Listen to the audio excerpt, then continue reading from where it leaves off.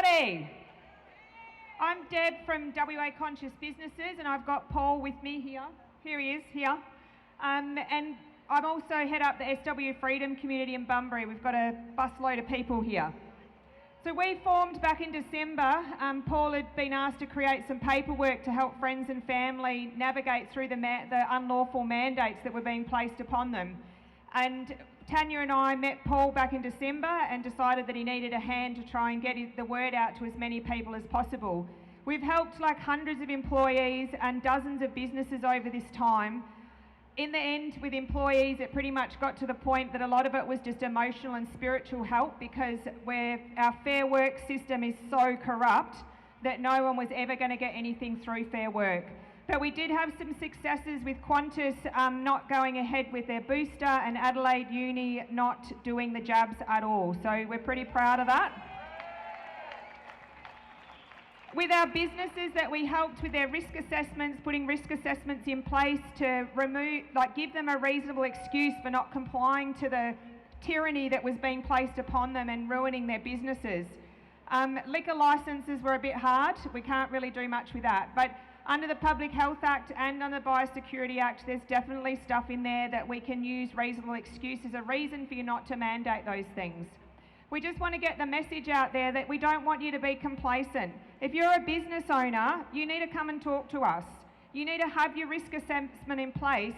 These guys aren't going to give up in a hurry. So you want to make sure that you've got all your ducks in a row, that if something like this happens again, you're going to be more prepared and it's not going to affect you as badly. So please come and speak to us in the tent, the blue tent up the back there at the end. We've also created a mask assessment and cease and desist order to help parents with children in schools. I know that most of them have dropped it, but Catholic Ed are still being difficult about it and recommending that your kids should wear masks. So if anyone wants to speak to us about that, we've had a lawyer help us with a cease and desist and a very extensive risk assessment that you can present to your schools. I'm going to hand over to Paul now, and he's going to talk to you about WA Building Industry Alliance. Thanks, Deb. Yeah, my name's Paul Richardson. As Deb said, we've been working for the last 9 months, I'd say, just about, in relation to helping out, there you go, that's better, helping out small business and employees. Part of that run, I joined in with a group called the WA Building Industry Alliance, which is basically a group of small businesses and building and contractors that basically wanted to push back against these mandates. So they formed a bit of a community of like-minded people who weren't happy with the mandating of these experimental treatments.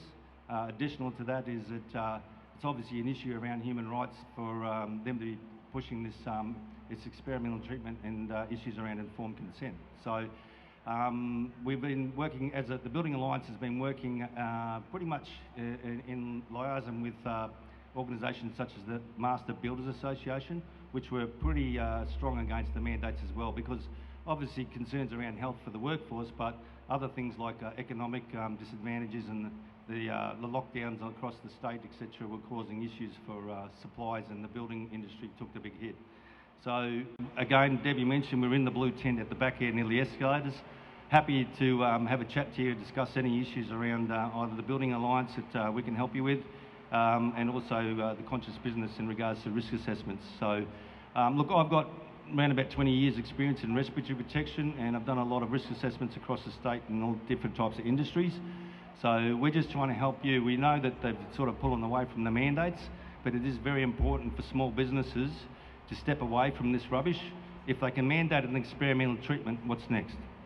So we just need to make sure we've got all our ducks in the row and the paperwork's good to go, and we're here to help. Thank you.